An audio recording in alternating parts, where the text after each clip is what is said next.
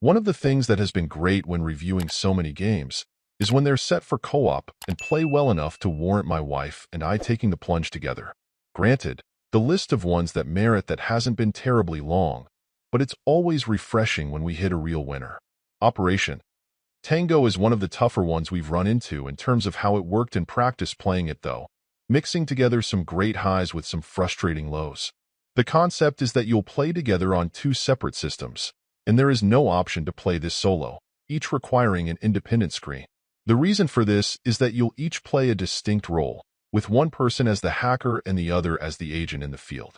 As you can imagine, as the hacker you'll generally be working through a variety of interfaces and screens, trying to do whatever you can on the back end to assist and protect the agent.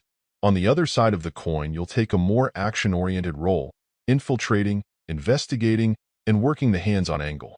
In order to be successful, you'll have to be in pretty much constant communication, as neither of you will generally know what to do. Instead, you'll each need to look around for any clues you can find for what information you may need, whether a workstation ID, an access code, or any number of other things. It can be frustrating at times, but if you're patient, it can work out. And for some hope of a little help, there is an in-game hint system, though it almost always told us things we'd already figured out. Where it runs into trouble on a general level is that it makes some odd choices for how some of the controls you'll need work. Sometimes you'll get on-screen guidance telling you which button or stick to use, though I'll note that if you're playing handheld, the text is quite small, to try to help, but more often than not, when in doubt, you just need to begin pressing everything to see what happens. What can be tricky is that the result may only be visible on the other player's system, so it can be tough.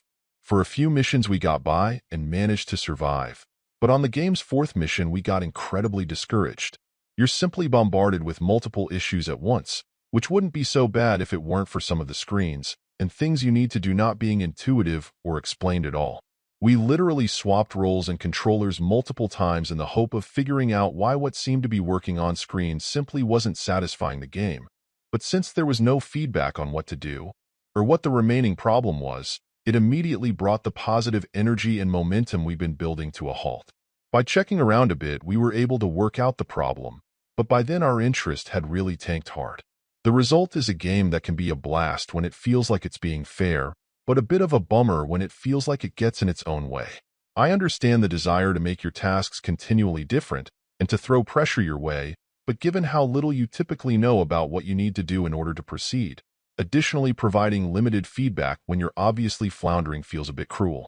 Certainly having a bit more consistency in what controls are used for tasks could have helped, or expanding the help system to include tasks that seem likely to frustrate people with more refined instruction could have gone a long way to improving our experience. While it may not be perfect, it's still an interesting and pretty exciting experience while it lasts. Just try to be sure to go easy on each other when things inevitably get aggravating. Overall, my final score for the game ended up being a 7.2. And if you're interested in picking it up, it's currently available on the Switch eShop for $19.99. Thank you for taking the time to listen to this review. And if you'd like more information or ideas of indie games worth checking out on Switch, be sure to click on the link provided in the description. Until next time.